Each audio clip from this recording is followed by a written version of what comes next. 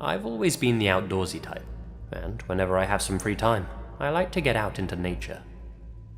This particular day, I was hiking in Malheur National Forest in Oregon, a beautiful part of the country. It was a weekday, so I was out there by myself. Not that that bothered me. I was used to solo hiking. Plus, it was broad daylight outside. That, paired with the beautiful scenery, didn't exactly fill me with a deep sense of dread. It took me about an hour to drive from my home to the spot I planned to hike in, a secluded part of the forest where I figured I'd be alone. I parked my vehicle in an area where there was no other cars around, hopped out and threw on my backpack. Then I set off into the woods. The sky was blue, the air fresh, and the trees were lush. A perfect day for a walk in the woods. No more than 2 minutes in, however, I stumbled upon something I wish I hadn't. It started with the strange noises.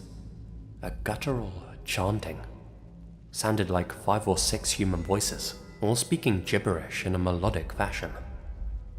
I could only hear it faintly in the distance, but curiosity got the better of me. I made my way through the brush, intent on seeing who else was out in this secluded part of the forest. That's when I saw them. It was like a scene straight out of a David Lynch movie. 6 people standing in a wide circle, all their faces covered in poor quality papier-mâché masks. One was what looked like a pig, one a hare. I couldn't even make out what the others were supposed to be. None of them were wearing shirts, and their torsos were covered in what looked like white paint. They were moving their bodies in a strange, wave-like motion, holding what looked like primitive ceremonial sticks. They must have been off their heads on some sort of chemical. It looked like they might have been standing around something on the ground, but I couldn't make out what it was. Before I could turn around and get out of there, one of them caught sight of me. I'll never forget that image. It was so bizarre and terrifying all at the same time. A man in a bootleg white rabbit mask pointing in my direction. And then, in unison, all these other masked figures turning to look at me. I immediately turned and bolted back to my car. Behind me, I could hear the breaking of twigs, the rustling of foliage, and multiple sets of footsteps. The worst part was the screaming. Wild screaming. The masked figures were in hot pursuit, chasing close behind me. What the hell did they want? From the sound of their wails, I could hear that they were gaining on me. I ditched the bag on my back to lighten the load. I was fit enough to outrun those lunatics, but not with that thing slowing me down. In 30 seconds, I was back at my car. In another 10 seconds, more of them had appeared from other parts of the surrounding forest. Couldn't have been less than 20 of them now. A menagerie of psychos, all throwing rocks and sticks at my vehicle, charging directly at it, the fastest ones clawing at the windows. I floored it in reverse, and managed to back out of there just before my car was surrounded. I spun the vehicle around and slammed my foot on the accelerator. As I sped down the muddy trail, I could see the masked figures in my mirrors. They were still running after me, still screaming, but thankfully losing distance. When I was far enough away, they sidelined back into the trees and out of my vision. That was the last I saw of them. I debated whether or not to report the incident. In the end, I decided I would.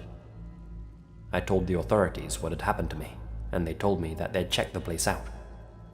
Never heard back from them. I don't think they took my call too seriously, which, honestly, bothers me. A few people have gone missing in those woods over the years. It'd be nice if they saw this as a potential lead. I get what I told them must have sounded crazy, but still, for the sake of the missing, you know. I have no idea what I stumbled into on that hike, but my gut tells me it was some crazy type of ritual. This only happened to me last year, so if you're listening to this, and you're planning to head out to Malheur National Forest, please take precautions, because there's something strange going on out in those woods.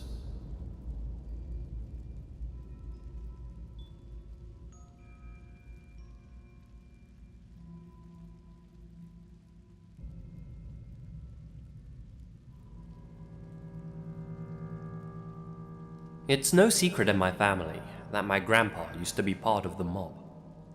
Back when the casino started booming, he was working out in Las Vegas, protecting his mafia family's interests. What his exact role was, I can't say for sure, but he was sort of a mid-level guy. Not a kingpin, not a grunt. Now, in telling this story, I don't expect you to feel any sympathy for the guy. He did some bad things in his youth, that's for sure, but he did make amends later in life. He made a series of confessions to my father, believing that if he took his secrets to the grave, he'd be doomed to hell. He was never proud of his past, and he wanted to repent a little, I suppose. My father then passed those tales on to me. There are several stories I could share with you here, but I'll just tell one from his time out in Nevada. One which, if true, I find particularly disturbing. A few other gangsters in my grandpa's crew had been caught stealing from their boss, shaving a little extra off the side and pocketing it for themselves. This wasn't their first offense, and the boss wanted to make an example of them. The poor guys weren't the smartest, and didn't even realize they'd been rumbled until it was too late. The three of them were rounded up, bound and gagged, and tossed into car trunks. About 14 other guys drove them out into the middle of the desert. My grandpa was there with them, riding in the same car as the boss. Far from civilization, they popped the trunks and dragged the three men out. My grandpa's boss gave some speech about how they had wronged him and how they were now going to pay the price. He untied their hands and feet and tossed each of them a shovel, told them to start digging 3 deep holes. Since all of the boss's henchmen were armed, they didn't exactly have a choice in the matter. The men tried to plead with the boss, but nobody could understand what they were saying through the gags in their mouths. My grandpa didn't want to be a part of this. He knew these guys after all. Still, there was nothing he could really do. If he spoke out against the boss or tried to leave, then there'd likely be a 4th hole out in that desert. The men finished digging their pits, which, as instructed by the boss, were much deeper than they were wide. Then, at gunpoint, he had them get inside their makeshift tombs. The other henchmen began to fill in the holes with earth and sand, compressing it all tightly together, leaving only their 3 heads poking out of the ground. They couldn't move, they couldn't talk. All they could do was pray. According to my grandpa, the boss then placed a bottle of water about 10 feet in front of them, with the top off. "This is the only thing out here that'll keep you alive," he said, "and you're gonna watch as it evaporates in front of you. That is, if the buzzards don't peck your eyes out first." Then they all hopped back in their cars and left the 3 men there, buried in the scorching heat. On the way back to Vegas, the boss sat silently, looking out the car window. He turned to my grandpa. "The water," he said. "What about it, boss?" "I'm just thinking, if one of them manages to shake himself free, I wonder if he'll share it." It didn't really matter, my grandpa thought. Those men were so far out in that desert that they'd never make it back alive anyway. It was just a question of how long they lasted. My grandpa managed to escape his life of crime a few years later. His wife, my grandma, had just given birth to my father, and even though he was still a young man, he figured it was time for a fresh start. He never spoke out against his former colleagues, I guess for obvious reasons, and somehow he managed to escape without being whacked. Must have made some kind of deal. For his future family's sake, I'm glad he did.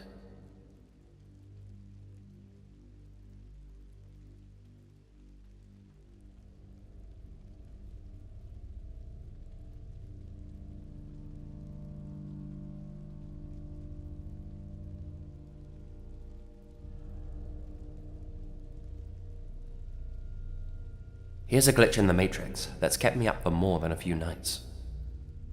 For as long as I can remember, I've had a memory that apparently never even happened to me. It's extremely vivid, almost like I can feel what's happening in the memory itself whenever I think about it. The memory stayed the same since I was a kid. It starts with this horrible, pale man looking in at me through a window. His skin is so thin, it's almost translucent. His eyes are a sickly yellow, and they're sunken deep in his skull. His whole face is emaciated and bony, and his mouth is contorted into a menacing smile. In a flash, he's in the same room as me. I don't know where we are, some sort of dark, featureless place, but it's just the two of us, and I have no idea why I'm there. The pale man slowly approaches me with his arms outstretched, and I'm overcome with this feeling of pure fear, then pure pain. Next thing I know, I'm in a hospital on a stretcher, being wheeled into the emergency room. I can't really feel the lower half of my body, and everything's a little blurry. The doctors have concerned looks on their faces, and one of them keeps repeating, "Stay with me, Tom. Stay with me, Tom." The strange thing is, my name's not Tom. It's Jason. I look up at the doctor talking to me. I still remember his face like it was yesterday. Paper-thin lips, a brown moustache, piercing blue eyes, a big mole over his eyebrow. The scene goes on like that until I lose consciousness. Then, everything goes black. That's where the memory ends. As a child, I brought the memory up to my parents. They assured me I had never been rushed to the hospital, let alone to the emergency room. Throughout the years, I'd periodically bring it back up whenever it popped into my head. Still, they'd always tell me I was just remembering some weird nightmare or something. For the longest time, I put it down to me watching some kind of scary movie before bed, and my young, impressionable mind confusing a dream with reality. When I was 18, my family and I moved to Chicago. I had a minor medical problem that needed monitoring, and I needed to make a trip to the local hospital. I was sitting in the waiting room, surrounded by a handful of other people. An old lady, a mother and a child, and a man with his head burrowed in a newspaper. Eventually, the doctor came out and called my name. I looked up at him, and I couldn't believe my eyes. It was the doctor from my false memory. The same thin lips, piercing blue eyes, even the same distinctive mole over his eyebrow. He looked older, sure. His moustache was more grey than brown now, and there were a few deep wrinkles on his skin, but there was no mistaking it. If that memory really never happened to me, then how was that even possible? My heart began to race as I stood up and moved towards him. With a reassuring smile, he ushered me into the examination room. Now, in private and up close, I was able to get an even better look at the guy. It was him, all right. He wasn't just a character from a dream at all. But if that experience from my memory had never really happened, how could I have known this man's face? Why had it been stuck in my head for my entire life? During his examination, I told him he looked familiar. He assured me we had never met. I grew up in Texas, and he'd never even been there. Not to mention, there was no record of me as a patient there, and the doctor said he had a keen eye for faces. I figured it was some kind of weird coincidence, a sort of mind glitch. My brain must have been making a connection that wasn't really there. Still, I couldn't help but feel a little uneasy. The doctor finished up his examination, told me everything looked good. He then gave me a smile and showed me the door. I walked out into the waiting room, and the doctor called his next patient. It was the man with his head in his newspaper, sitting just to the right of me. He stood up and towered over the doctor and I. Couldn't have been less than 6'6". He came to pass me, and I looked up at him. Those sickly, sunken eyes, those emaciated cheeks, that cellophane-like skin. It was him, the menacing figure from my memory. The doctor looked older, but this guy hadn't changed, hadn't aged a day. But it's what he said to me as we passed that stuck with me the most. He looked down at me and smiled that contorted smile. "Good to see you again, Tom." My heart slammed against my ribcage. He entered the examination room and the doctor closed the door. I couldn't believe the words that had come out of his mouth. Tom. He called me Tom. How? Why? Who are those two men? I have no idea what to make of this.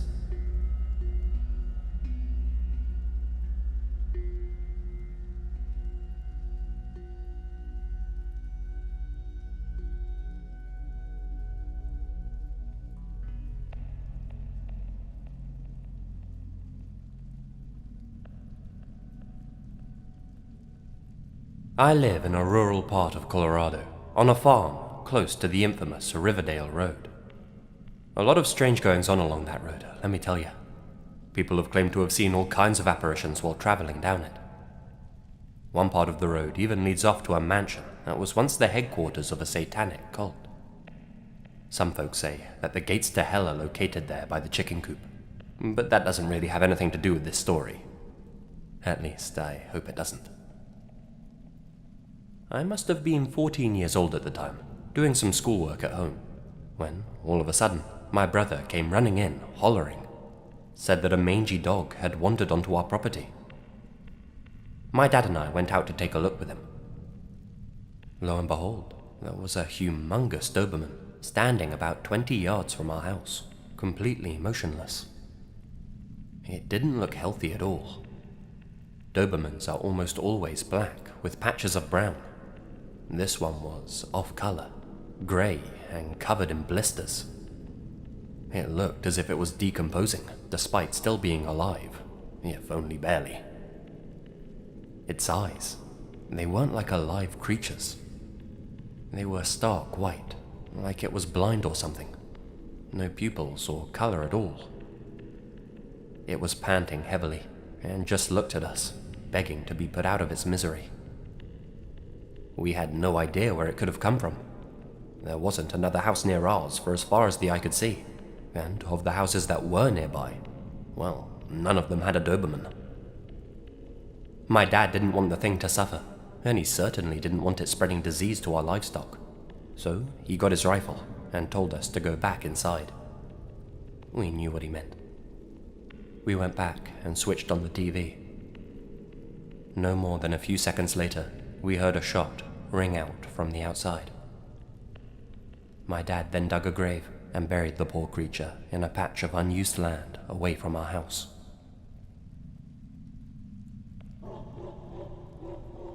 That night, we all woke up to the sound of aggressive barking from outside. That was odd. We got up to check what it was.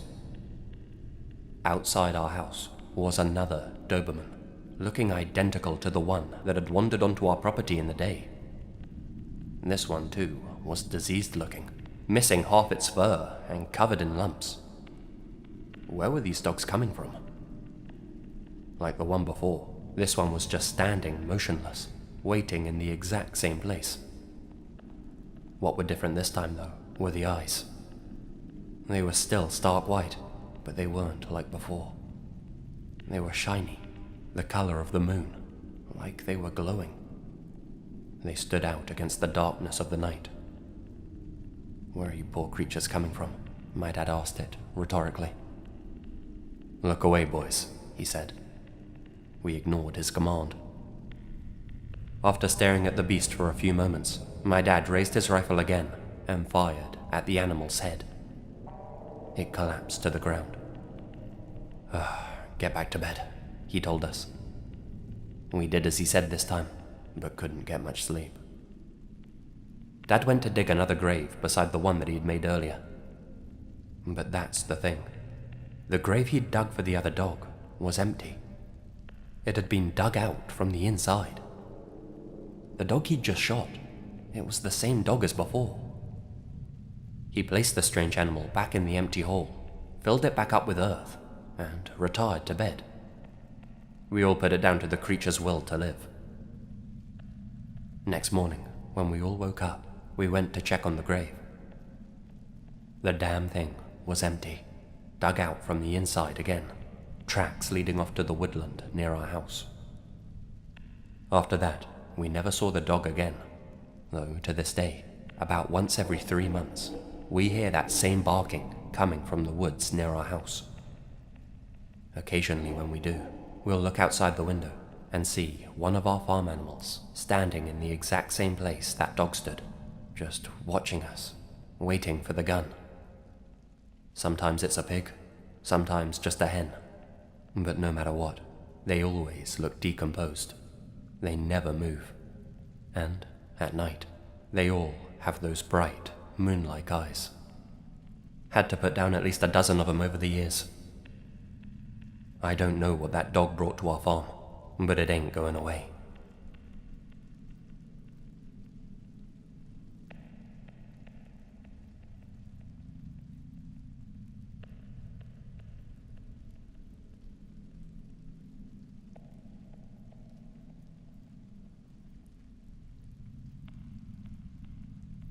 I was a trucker at the time, and was driving alone down the I-70 in Maryland, heading west.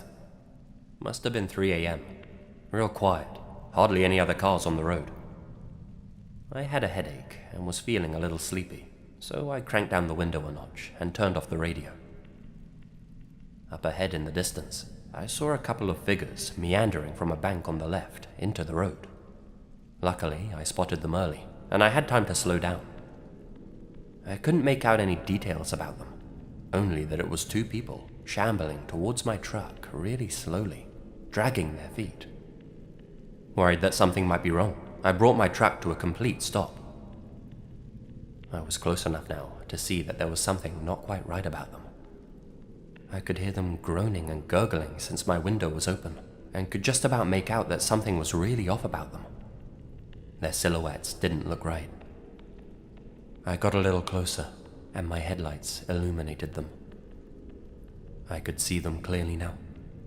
In front of me were what looked like two goddamn zombies. One male, one female, both completely covered in red. The male's lower jaw was hanging on by a thread. They both had bone fragments sticking out of their clothes. Their arms were clearly broken, flailing at their sides. Much of their skin was missing, like it had been scraped off or something. The woman had hardly any skin on her face at all. They were coming directly for me, and got close enough for me to get a good look at their eyes. I'd never seen redder eyes. As it turns out, there was nothing supernatural going on at all. The reality of the situation was far, far worse. Turns out that they were a couple who had got into a seriously bad car accident. They were the driver and the front seat passenger. One of their tires burst at the worst possible moment, and their car went flying, literally flying off the road. The pair of them initially survived the crash, though the same couldn't be said for the two people in the back seat. Due to shock, blood loss and confusion, they both clambered out of the vehicle and started walking back along the road, away from the wreckage. Thought it was the end of the goddamn world when I saw him. It sure as hell was the end of theirs. I hope to never see anything as horrifying as that again. That was real horror. Messed me up for a long time. Thanks for letting me share. Drive safe.